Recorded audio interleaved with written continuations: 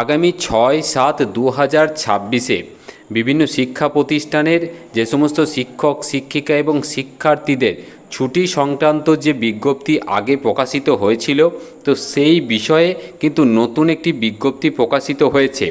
আমি আপনাদের সামনে সরাসরি সেই দুটি বিজ্ঞপ্তি তুলে ধরছি, যার একটি হচ্ছে মুর্শিদাবাদ জেলার আর একটি হচ্ছে মেদিনীপুর জেলার। দেখুন, এখানে বিজ্ঞপ্তিতে মূলত যেটি বলা হয়েছে যে 6 তারিখের ঠিক কীভাবে সম্মানীয় ডক্টর শ্যামাপ্রসাদ মুখার্জির যে বার্থ অ্যানিভার্সারি সেটাকে কিভাবে পালন করতে হবে। সেদিন কি আদৌ ছুটি আছে না সেদিনকে পালনীয়, তো এই বিষয়টি কিন্তু একদম পরিষ্কার করে দেওয়া হয়েছে।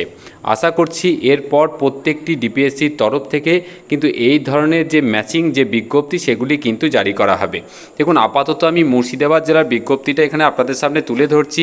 দেখুন এখানে কি বলছে না, ডক্টর শ্যামাপ্রসাদ মুখার্জির যে বার্থ অ্যানিভার্সারি, তো সেই বিষয়ের 6 তারিখের যে কর্মসূচি কর্মকাণ্ড সেগুলি কিন্তু ঘোষণা করা হয়েছে এবং সেখানে কিন্তু বলা হচ্ছে যে সকালেই কিন্তু যে প্রভাত ফেরি সেটি আয়োজন করতে হবে। তার পাশাপাশি বিভিন্ন ডিবেট এসে কম্পিটিশন থেকে শুরু করে রিডিং সেশন এক্সিবিশন থেকে শুরু করে বিভিন্ন প্রোগ্রামের মধ্যে দিয়ে কিন্তু সেই দিনটিকে পালন করার জন্য বলা হচ্ছে।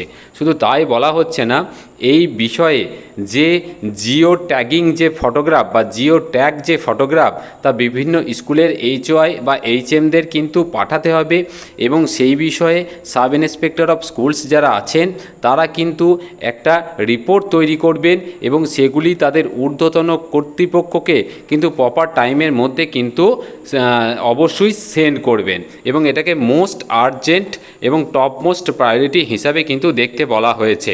দেখুন, পূর্ব মেদিনীপুরের যেটা ডিপিএসসি থেকে জারি করা হয়েছে সেখানেও কিন্তু একই কথায় বলা হয়েছে যে একই রকমভাবে প্রভাত ফেরি থেকে শুরু করে quiz competition, drawing competition, patriotic songs, dance, রিসাইটেশনের মাধ্যমে এই দিনটিকে পালন করতে হবে এবং সকালের দিকে প্রথমেই বন্দে মাতরম, তারপরে জনগণমন এবং বিভিন্ন অনুষ্ঠানের মাধ্যমে সেদিনকে পালন করতে হবে, ছবি তুলতে হবে এবং রিপোর্ট আকারে কিন্তু সেগুলোকে সেন্ড করতে হবে।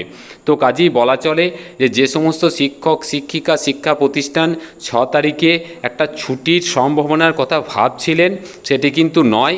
এখানে কিন্তু পূর্ণাঙ্গ আকারে সেদিন কিভাবে পালন করতে হবে তার কিন্তু একদম অফিসিয়াল বিজ্ঞপ্তি জারি করা হয়েছে। আপনাদের কাছে রিকোয়েস্ট, ভালো করে বিজ্ঞপ্তিগুলো দেখুন, পড়ুন, বুঝুন।